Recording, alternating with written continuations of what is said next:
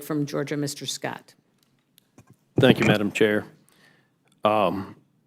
Raskin, I want to ask you one question. You used the term machine gun. Can you tell me how many crimes have ever been committed with a legally owned Class 3 weapon? No. I'm right here. The answer was no. No. I invoked machine guns only to enumerate the offenses that have been adopted recently in the District of Columbia. Okay. Let me, and I pulled up that, I think the answer is one, by the way. Legally owned Class 3 weapons, I think there was one crime committed.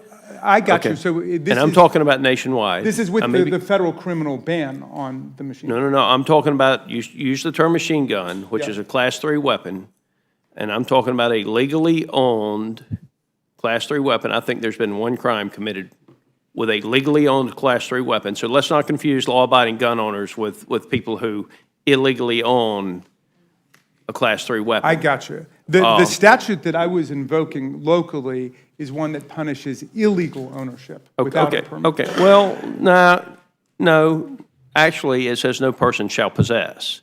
So even if you legally own one, you can't possess it in Washington, D.C. So the statute does not deal with legal ownership, and that's where those of us who legally own things and have permits to carry have issues. But I'm not going to go, I want to read you something else in the D.C. law. Yeah.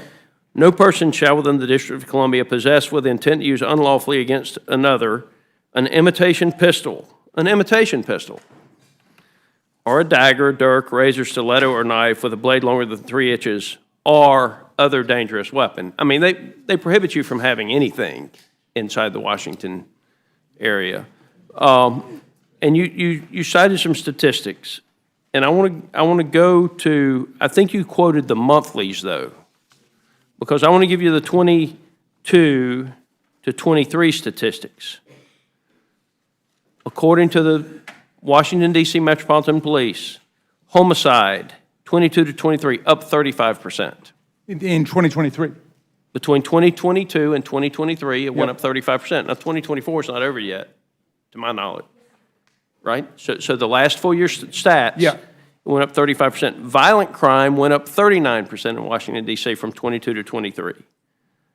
So, I mean, there's clearly a problem here. Well, yeah, I was just giving the comparative period for this year in the wake of their legislation, right? You're talking about a month to month, though.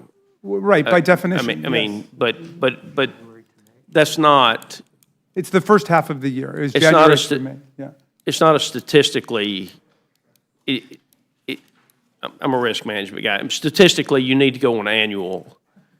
You've got significant increases in violent crime in this area between 22 and 23. Now, here's my question. You're opposed to us saying that a 25-year-old is not a youth. Well, actually, their statute, as I understand it, is 24-year-old. It's Okay. under 25. It's the same one that exists. So 24.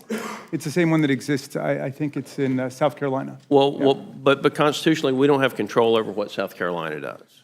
It's different. It's different with Washington, D.C. Well, I wonder about that. I mean, you don't think that we could pass a nationwide law on this subject? I think it is very different with regard to. I think you can have honest differences of opinion with regard to what Congress's role in Washington, D.C. is from a governance standard and what it is in.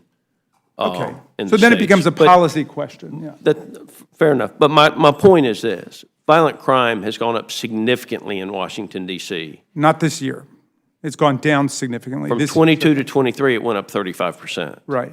So if it went down 35%, it's still back to the 22 levels. Look, I support the bill. I think it's ridiculous that anyone would say that a 24-year-old is a youth, and especially when it comes to violent crime.